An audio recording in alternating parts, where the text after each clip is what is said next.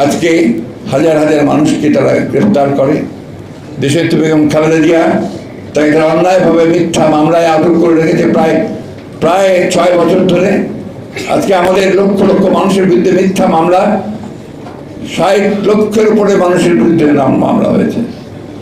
27,000 নেতাকর্মীকে তারা একদিনে 2-3 দিনের মধ্যে গ্রেফতার করেছে এই 28শে অক্টোবর পরে। আপনারা খেয়াল করে দেখবেন, যখনই আমরা আন্দোলন করি, যখনই আমরা জনগণকে সঙ্গে রাস্তায় নেমি, তখনই তারা একেবারে হায়নার মতো ঝাঁপিয়ে পড়ে এবং তাদের এই পুলিশ বাহিনী, তাদের র্যাব, এই বাহিনীগুলি তারা আক্রমণ করে।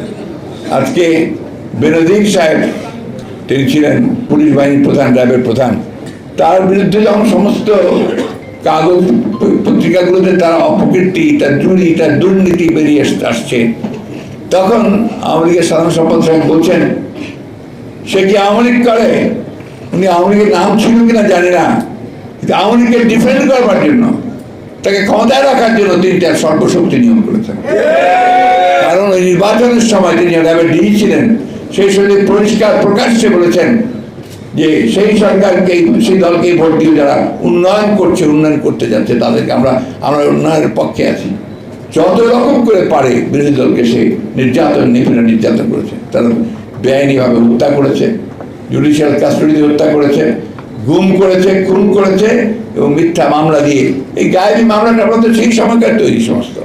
সাবেক সেনাবাহিনীর প্রধান আজিজ, তাকে তারা অনেককে ডিগিয়ে, তার 2 ভাই চিহ্নিত সন্ত্রাসী জেনেও তাকে তিনি আর্মির চিফ করা হয়েছিল এবং তার যে কাজ, সেই কাজটা তারা করে নিয়েছিল, নির্বাচন পার করে নিয়েছিল। প্রধানমন্ত্রী আরেকটা ভয়ঙ্কর কথা বলেছেন যে সাদা চামড়ার লোকেরা নাকি তাকে বলছে কোন একটা দেশের এয়ার বেস করতে দেওয়ার জন্য, অর্থাৎ সেখানে তাদের জঙ্গি বিমান নামবে, সেটাকে তার এয়ার বেস হিসেবে ব্যবহার করবে। আর বাংলাদেশের একটা অংশ, অর্থাৎ চট্টগ্রাম এবং মিয়ানমারকে নিয়ে নতুন একটা খ্রিস্টান রাষ্ট্র তৈরি করবার তার চেষ্টা করছে। আমি গতকাল বলছি, আজকে আবার বলছি যে প্রধানমন্ত্রীর উচিত হবে এই মুহূর্তে জনগণের সঙ্গে তার প্রকৃত ব্যাখ্যা তুলে ধরা, কারা এটা চাইছে এবং কেন চাইছে, আর আপনারা কেন এটাকে এতদিন পরে প্রকাশ করছেন, এটা আমরা জানতে চাই। কারণ আমাদের বাংলাদেশ স্বাধীনতা সার্বভৌমত্বের প্রশ্ন, এটা আমাদের সার্বভৌমত্বের প্রশ্ন।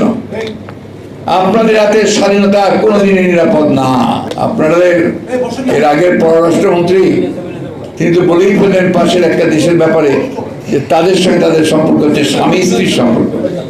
তারা যে অন্যায়ভাবে আমাদের সমস্ত ন্যায্য পাওনা যেগুলো সঙ্গে আমাদেরকে বঞ্চিত করছে, সেই ব্যাপারে তো কোনো কিছু করতে পারছে না।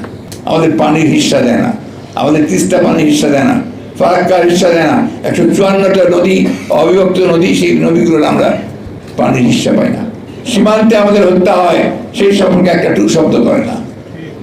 প্রাইমারি স্কুলের যে টেক্সট বইয়ের মধ্যে, এগুলোর মধ্যে এমন কারিকুলাম আনছে যা আমার কালচারের বিরুদ্ধে, আমার কৃষ্টির বিরুদ্ধে, আমার ধর্মের বিরুদ্ধে।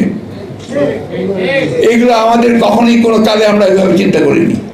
আমরা বড় হয়েছি ইসলামিক যে চিন্তাধারা, সেই চিন্তা আমাদের পরিবারগুলোর মধ্যে আমরা করিয়েছি। অন্যান্য ধর্মের লোকেরাও তাদের কিন্তু সে একটা ধর্মীয় একটা বারবার করবে, শহীদ প্রেসিডেন্ট শুধু স্মরণ করলে হবে না, মনে করলে হবে, তাকে অনুসরণ করতে হবে। এবং আজকে যে দানব গত 15 বছর ধরে আমাদের ঘরের মধ্যে, বুকের মধ্যে চেপে বসে আছে, একে সরাতে না পারলে কিন্তু আপনার স্বাধীনতা থাকবে না, আপনার সার্বভৌমত্ব থাকবে না। আমার এই ভোটের অধিকারকে ফিরিয়ে আনতে হবে।